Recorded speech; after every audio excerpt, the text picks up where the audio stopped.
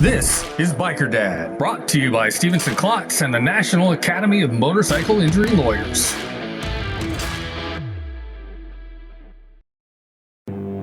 Warning, warning, warning. This is not a show about motorcycles.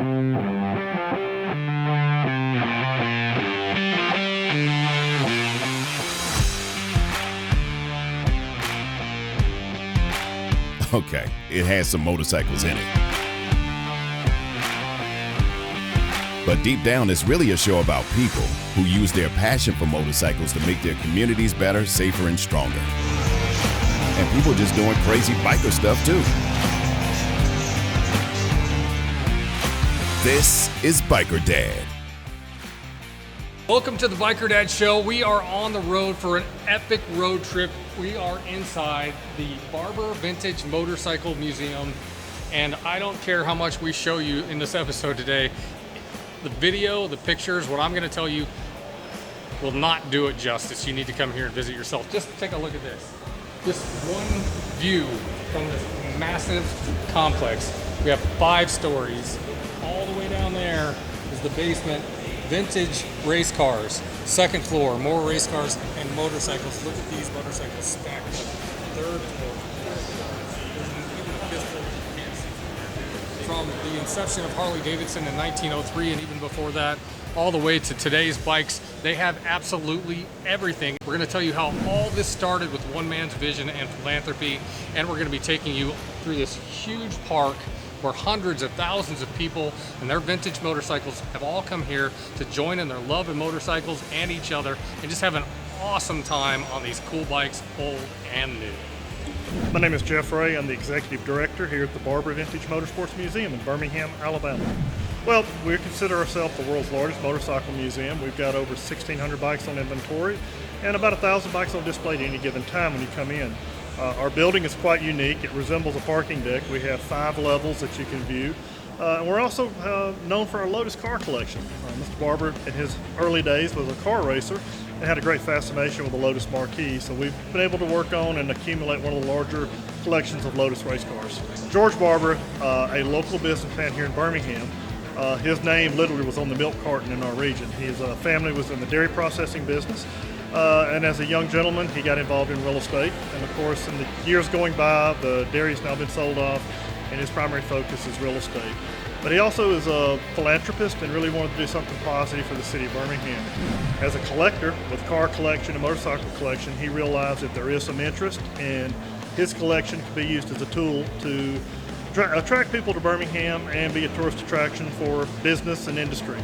So after participating with the art of the motorcycle in New York City at the Guggenheim Museum, the art of the motorcycle at the Field Museum in Chicago, and the art of the motorcycle in Bilbao, Spain, he realized that people have a definite interest and we can bring this interest to Birmingham. So in 2000, we sat down at the table, started dreaming this up. In 2003, we opened the doors to the museum. I'll tell you, I haven't found a camera person yet that can capture this on film and do it justice. It's pretty amazing. And it's just, we're not like Disney World where you pay your money at the front desk and follow a blue line and exit out of the museum store. It's a gallery.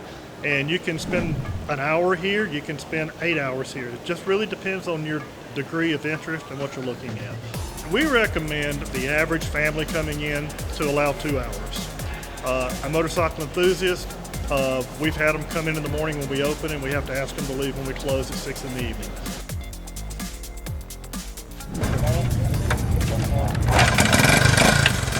Well, the Vintage Festival started about 17 years ago, and it was just a thought. We said, people enjoy motorcycle racing. They really enjoy the vintage motorcycle racing. We need to have a place where we can get together and share our stories and share our motorcycles. And of course, the AMA program at Mid-Ohio was going on in the summertime, and it was a great event put on by the AMA, and it was the best thing going at the time. But it had pieces of the puzzle missing. And we said, well, why not create the same puzzle here with all the pieces? And so we just went out, talked to some vendors, said, look, we don't need your vinyl siding, we don't need your sunglasses, we'd like to have your motorcycle parts. And we're going to put it together, we're going to make it to where people will want to come here, enjoy it, and we'll watch it grow together, and we'll all benefit from it. And that was 17 years ago, and today we're where we're at today. You know, we have over 500 vendors here with swap meet. We have ARMA that has 700 road race entries in it alone, not including the motocross.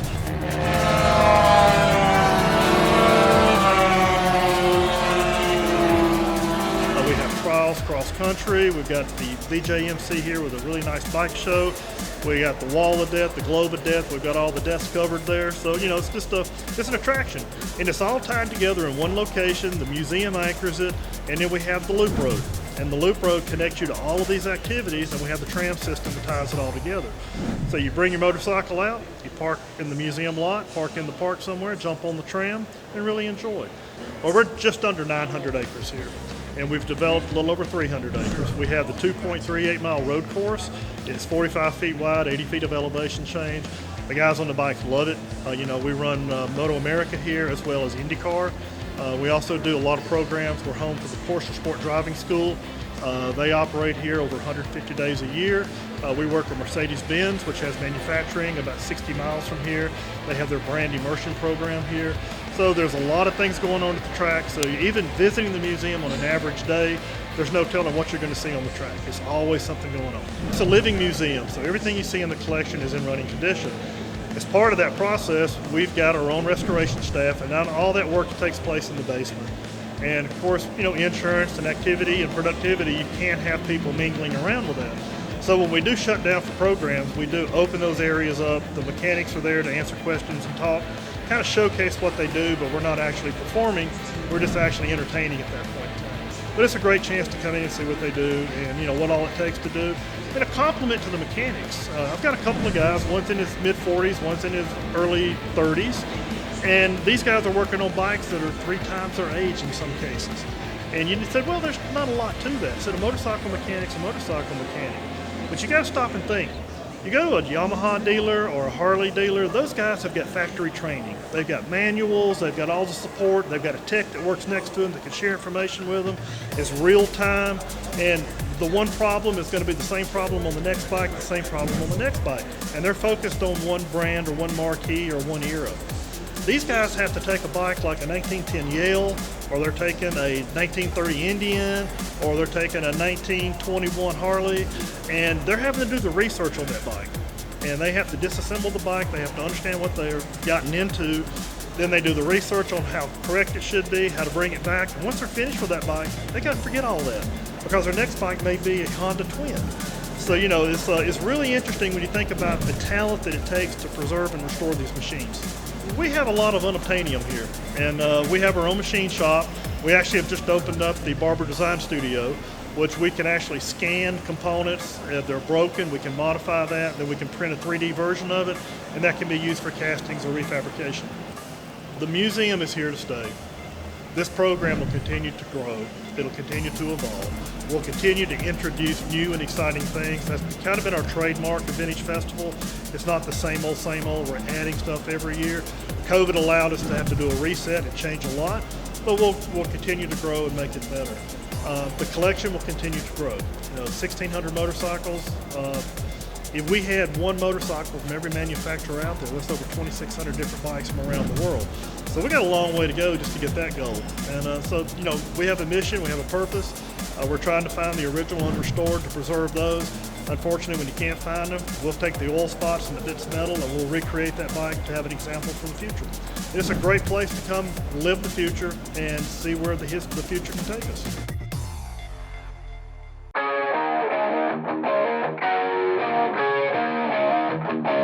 Here's the Mobile Bay Harley-Davidson Bike of the Week. Mobile Bay Harley-Davidson Bike of the Week. All right, it's time for the Bike of the Week, and I get to ride this beautiful Road Glide Special this week, all red and blacked out, so it's pretty awesome looking, but looks are just part of it when it comes to a Road Glide. We have Brandon here with Harley-Davidson, Mobile Bay Harley-Davidson, to talk to us about this week's Bike of the Week. Find one. So I'm going to come to you guys with this 2021 Billiard Red and Vivid Black Road Glide Special. The things about the Road Glide is that it's going to have a fixed fairing versus a fork mounted fairing. So it's going to take all that wind buffering off of the forks, which cuts down on the fatigue on your shoulders and other muscles as well. So that's a huge difference when you're talking about the road glide versus a street glide. I have an electric glide, which is basically a fat street glide. And you get behind a semi with that big bat wing, and it's still a great ride, but there's buffeting on the highway that you don't get with this one. So a couple of the new things about the 2021. First of all, this is a special paint scheme. What color did you say it was? It is billiard red. It's billiard red and black. Obviously, I love it because it doesn't have any chrome on it. That's just my taste. It's got the new highway bars. They're a little bit different. Tell us about those. So Harley came out with the low profile bar, which is pretty much new for the 21 models. It gives it that clean stripped down look. Speaking of clean stripped down look, I love the flush mounted gas tank gas cap right here. That's pretty awesome. And then so all the other gauges are up on the dash and on the handlebars, so the tank is just nice and smooth. Has this low profile center console right here, like kind of a graphite look on it, which is really cool as well. It's got the 114 in it, and it's nice black air cleaner to go along with it, and the black heat shields. One of the things that's really cool about the Harley, starting I think in 2017, is how the bags work. And it's the one-touch bag where you just pop it open.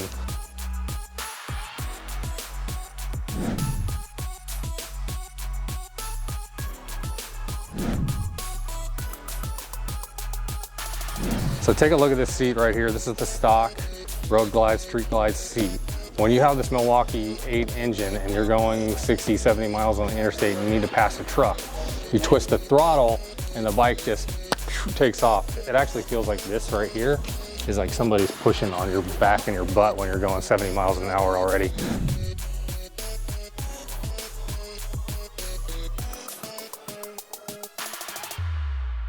This is Biker Dad. I'd like to introduce to you Martha Harris, owner of Eagles Talon Motorcycles in Pensacola, and one of the most patriotic people you'll ever meet. I'm a patriot through and through. I will not let you disrespect my flag. Martha is a veteran, a retired firefighter, and one of the biggest supporters of our biker community. I absolutely love the motorcycle community and the riders, and they make this all worth my while. So please stop by and visit Eagles Talon for your leather, patches, apparel, and a whole lot more. Eagles Talon on Copter Road in Pensacola, one of my favorite places in the world. If you love your bike but hate Swamp Ass, Breezy Rider is for you. For 27 years, I've been designing medical seating to protect the skin of people confined to wheelchairs. Now, after so many friends asking for help with their motorcycle seats, I've designed Breezy Rider. Breezy Rider actually enhances the look of your bike with its custom fit design, while the patented Still Air foam reduces vibrations that cause fatigue and pain, and you can actually feel air flowing underneath you, keeping you cool and dry. Cottonmouth Customs in Pensacola is building awesome bikes, and they're also building a reputation as one of the great bike builders. The shop in Pensacola offers custom bikes, service, and tons of used parts upstairs. The mini museum of beautiful vintage bikes is worth the visit alone. I want to personally thank Cottonmouth Customs for supporting the Biker Dad show and making our dream of riding motorcycles and telling stories possible. And look, even the Blue Angels approve.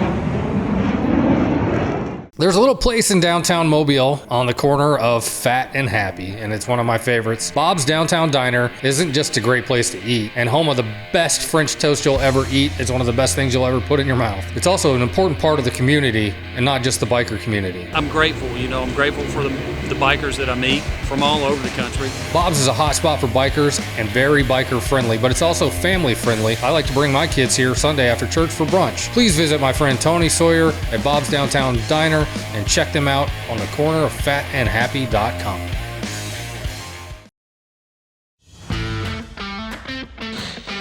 This is Biker Dad. Now a quick update to our motorcycle makeover. We are doing one on Elvis. That's my 2014 Street Bob right there, Harley Davidson. We are at Biker Dad World Headquarters, otherwise known as my garage. We are working on giving Elvis a new look. The paint on it starting to show its age. The clear coat started coming off. My friend Garrett at Black Sprocket Garage is working on painting it, and he has a little bit of an update. Hey, what's up guys? I'm over here at Mike and Jerry's, my paint supplier. and I come to see about getting some colors matched up for Elvis. So let's see what we can.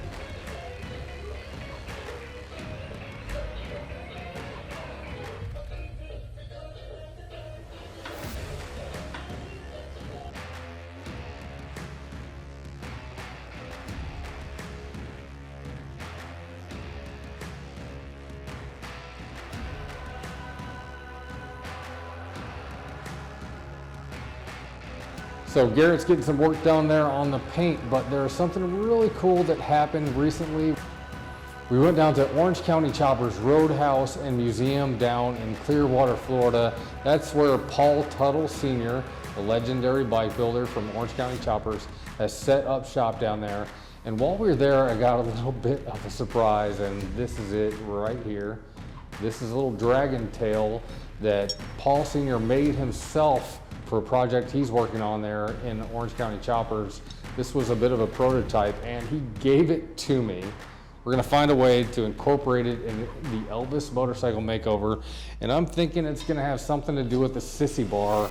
We're probably gonna find a way to mount it on here, but Garrett is thinking about that right now while he's thinking about the paint. We'll see what we do with that. So stay tuned for the motorcycle makeover, and also stay tuned for our episode down in Clearwater, Florida, where we're gonna get a first-hand tour of the Orange County Choppers Roadhouse and Museum from Paul Tuttle Sr. himself. That's on an upcoming episode of the Biker Dad TV show. Our Back on Two stories are brought to you by Stevenson Klotz and the National Academy of Motorcycle Injury Lawyers. Pretty much every week we bring you a story. We call it Back on Two, and it's a story about someone who got through a motorcycle crash and got back on two wheels thanks to their lawyers and their doctors and everyone else. Well, this week our story is a bit different. It's about my friend Lisa, and a motorcycle crash actually saved her life. I'm Lisa Ost. I'm president of Riders for Riders, but this is my benefit that my awesome friends have named me because I have cervical cancer. I went down in June on my bike. I had an accident and I started kind of squat bleeding, which scared me. So it scared me so much that I went ahead and got checked out, which I should have gone 5 years prior because, you know, not being what I'm supposed to do, but I went down on my bike and it actually saved my life. They found a 7mm tumor in my uterus. So I immediately went into some treatments. I had 25 exterior radiation treatments, 5 chemo treatments, and now I'm on my, Tuesday will be my last treatment out of 5 internal treatments.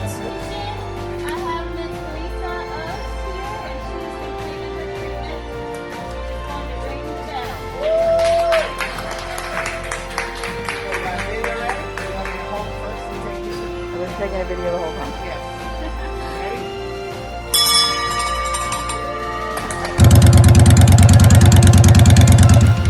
It is humbling. I'm not used to this. They've not let me do anything on this benefit. And I'm usually the one running around doing everything, and I've not got to do anything, and my OCD was going crazy. But it's very humbling. It just overwhelms me that the community came out like this. Having almost 120 bikes strong, just words can't describe the gratitude I have for all these people.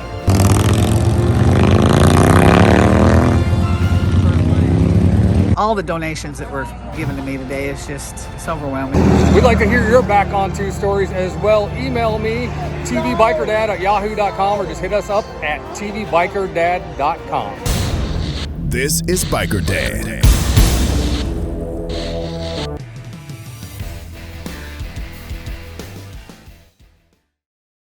Your home for Lex and Terry in the morning rocks your workday with AC/DC. Shine down.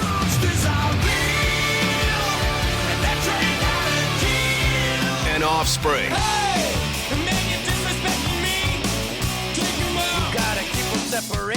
Available on over 2,000 smart devices. The Gulf Coast Rock Station, TK 101.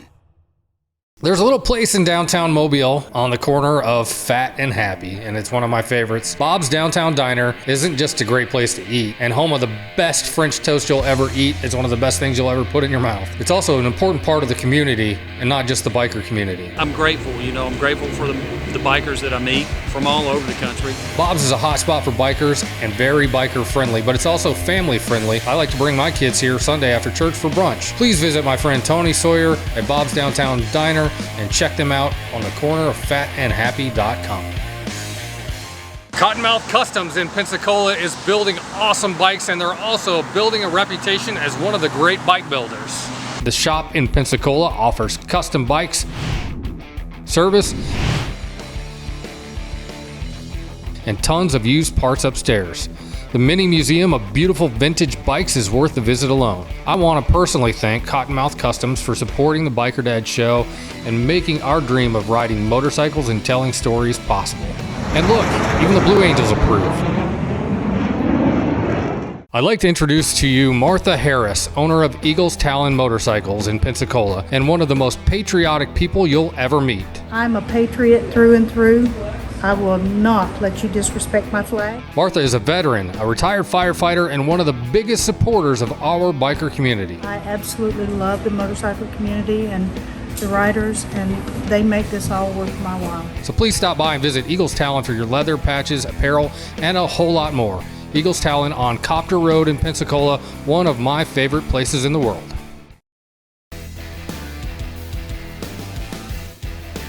This is Biker Dad. So I recently bought this 12-year-old beat-up bagger. I got it for a song and a dance, which is a great thing. But what I decided to do is to take this 12-year-old big Harley Davidson for a test ride of almost 2,000 miles the day after I bought it. So here's the good, the bad, and the ugly about this 2009 Harley Davidson Electric Glide that I just recently bought. The first thing is the good, which is I basically got this thing for free. I'll tell you about that as we go along with the story. But I want to start with the bad and the ugly, which are pretty much the same thing. The bad is that there's surface rust all over this thing. We live near the Gulf Coast, so there's salt in the air, and when you leave something outside that's metal in this environment, you're going to get surface rust all over it. So there is surface rust, but the good thing about that is that it is just that, surface rust. I've already just taken some tinfoil and rubbed it all over the bike, and it's gotten rid of about half of it. Also, the bad and the ugly about this bike, these generic dorky handlebars. This seat is as ugly as sin, and it's just old. And it's electric glide, so it has all of these geezer glide parts on it that make it just look old school, but also just, in my opinion, ugly. The extra headlights, the extra tail lights, extra stuff on it that just is not necessary. Now let's get to the good. Did I mention that I got this thing almost basically for free? Also, even though it's a 2009, it's 12 years old pretty much, it only has 20,000 miles on it. Only 20,000 miles on it. I don't know how you buy a motorcycle and don't ride it basically for 12 years. That bike right there is half the age and has more than twice the miles on it because I ride you-know-what out of it. And that's part of the reason that I bought this thing, so I could preserve Elvis, my favorite bike of all time. The good stuff on it as well, although I'm getting ready to do a 2,000 mile initial test run on it. I did do a couple hundred miles on it already, and it sounds and rides pretty good. This has a stage 2 on it, which means it has an upgraded air intake, upgraded exhaust, tuner, and it has a cam in it. This is a 96 cubic inch motorcycle engine on this bike that weighs about 900 pounds. Elvis has a 103 and weighs about half as much as this bike is, and I can already tell this bike, even though it's heavier and has all of this unwanted stuff on it, it's actually a lot faster and more powerful.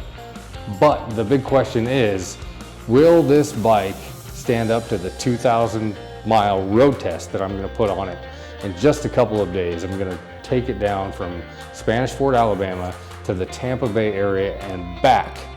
Untested, we'll see what it does. Stay tuned. This week's tech tip is brought to you by Mobile Bay Harley Davidson.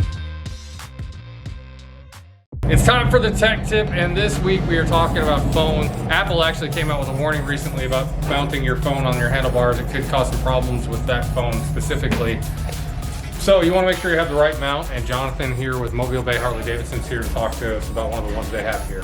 So this is a multi-fit universal phone holder. We found it to be one of the safer phone holders that you can put on a bike. There are multiple ways to mount it. You can mount it to the bar, to your clutch perch, several different ways. Now what it is there's a 3M adhesive on the back that sticks to your phone, and then there is the locking mechanism, which if you look over here, that mounts to either your clutch perch or the bars itself. It will twist in and lock in place. I have heard tell that you can go 110 and not watch your phone vibrate. Well, what's great about this too is he talks about how mounting it on a clutch. You can basically build this into your handlebars. It looks good. It's not one of those big bulky things that sticks out like certain other mounts. I actually have one of those ordered for my Dyna. All right, that's this week's tech tip. This is Biker Dad.